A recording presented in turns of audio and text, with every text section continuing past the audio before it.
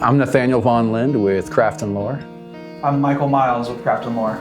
The perfect wallet in my mind is just enough to hold 5-6 cards, maybe tuck a bill in there. I want it to be beautiful, so every time I pick it up, it looks good to me. In 2012, I moved to Issaquah, Washington because work here was really severely depressed, and tried to start into a new career, and I took up leathercraft as a hobby out there. My leathercraft hobby had picked up enough to where I had regular orders and was able to come home in time to be with the family for Christmas, so it was good, and I decided that was when I was going to open a website and kind of streamline some products and start selling. The Kickstarter was a wild success, at least way more than I expected, and I had about 300 port wallets I had to sew up, and I said, "Hey Michael, you want to come hang out with me and sew up some wallets?" And sure enough, he came out, and that was kind of the start of the team here.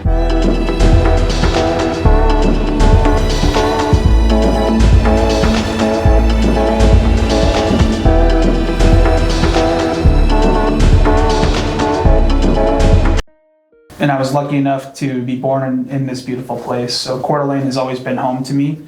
I've always wanted to own a business here and be a part of the community and the ecosystem. My mom owns a business here, and I just love the camaraderie and how the community comes together. I moved here with my family when I was 20. That was in 2003. We found Coeur d'Alene a little bit by accident, but it struck home right away. It was just kind of that small town, a little bit of the old Americana, real community oriented, real neighborly.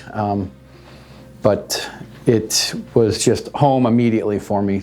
I think it's a great place for business startups, for all of those reasons and many more. I mean, the people here are so supportive of each other. The businesses are so supportive of each other. What attracted me to leather was its ability to age and patina really well, but also it just had kind of that old world feel about that material. Now you find nothing but faux leather, pleather, or just counterfeits essentially, and there's something just like raw and visceral about full grain, old school leather. Leathers come in different thicknesses, different hand, waxiness, oiliness. There's all these different factors to leather that determine the longevity in some cases. Generally, as a brand, we've focused on American tanneries as our number one, and we do pull from Italy, a couple of tanneries out of there, and that's typically for unique things or limited runs that we do, like the Ghost Leather series, which is a fantastic veg tan. We're mostly an accessories brand, so we're dealing with wallets, belts, and bags. We haven't had much of a need for anything other than the full grain stuff. And we've jumped from veg tan to chrome tan, and we still use harness and bridle. The perfect wallet in my mind is just enough to hold 5-6 cards, maybe tuck a bill in there because I don't really use cash. I want quick access to it. I want it to be beautiful, so every time I pick it up, it looks good to me. And then I want it to feel great and substantial, so I just know this thing's going to be around forever, and it's going to look good and look better over time as it wears in. Perfect is kind of a hard thing to achieve, and we've kind of done our best to try to meet people at all those different walks of life, different vocations. Everybody has a different need for what their wallet is, so the port wallet is a perfect wallet for a lot of people, but not everybody.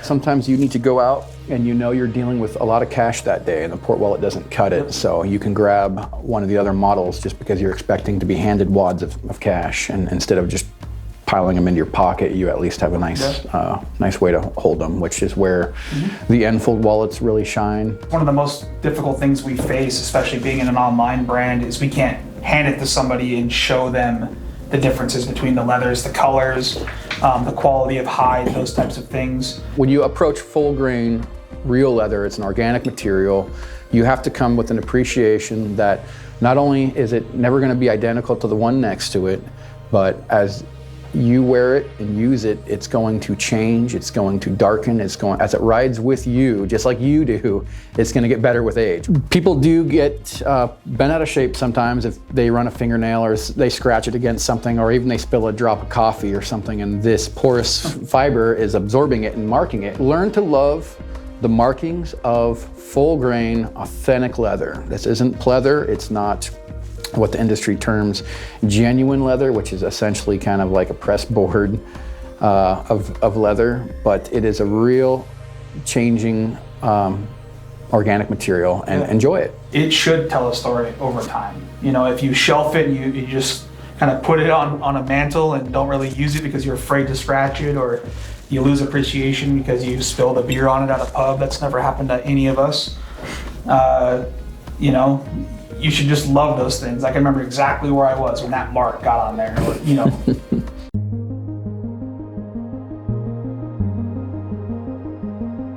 It's kind of cool being in a community of just so many varied, you know, people of all types of walks of life, and that create so many unique things. Like sometimes I see a product and I'm like, wow, that's genius.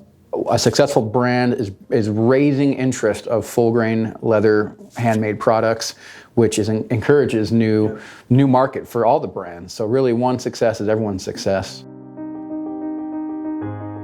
My favorite thing about our products is that they're genuine forms of ourselves, and so when we design a product, it's very much a brainchild and true to us as designers. And so we only design things that we want to carry ourselves, that we are proud of carrying. We're just staying true to that message of it can be simple, and it can be elegant, and it can be durable at the same time. My favorite would be not only the designs, which are super simple.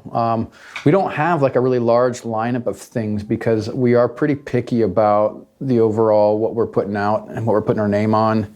My favorite product we make is definitely the port wallet. It's something I carry most of the time is a wallet. I just love the look of it. The art of finding the right material for the right design, like there's a hand in hand that goes. So the port wallet requires a certain tempered leather. It's an art of figuring out what is the best material for that design, and is the design durable? Is it going to last, or are they going to come back in 5 years and go, this thing fell apart on me? So we don't want any of that. Materials, designs, simplicity. I love how super basic our stuff is. It's not anything extravagant.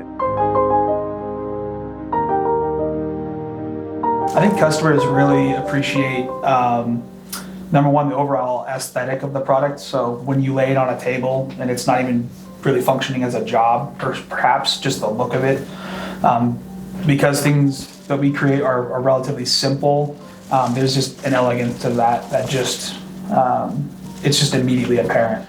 There's a lot of brands out there that make cool products, but there's no face or personality behind the brand. So I think people really love that they can kind of interact with us and hit us up directly and kind of deal with all of us and our different jobs around the shop here. Tools are an amazing part of the job, and just like the leather goods, the quality of them makes such a big difference. So even from like a round knife, this is a traditional leather worker's knife with a unique take on it. My current favorite right now is that strap puller that we just got. Romanov Tools makes a killer strap cutter. I've got these big bare hands, and we had this little dainty strap cutter, and it was so annoying to use, very frustrating. Didn't cut evenly. The product was hard to feed in. And so with this Romanov tool, it's just got the perfect beveled edges. It's easy to grip. It's very, very firm as you pull along. Like you can't get better than that. If it's a tool that you use all the time, every day, just read the reviews, find the best one, and pay the money. Yeah, pay the money. You will not ever regret paying that money. I sincerely hope that people that are thinking about putting their art out there, whatever it might be, if it's their drawings, paintings, wood art, metal craft, whatever it might be. If you're thinking about being a small business owner or pushing that art out there, we sincerely encourage you to do so. There is a huge market out there, and I really do believe genuinely if people try, they can achieve pretty great things for themselves, and not have to work that menial 5 to 9 or 9 to 5 job, and be able to kind of make it on their own. So.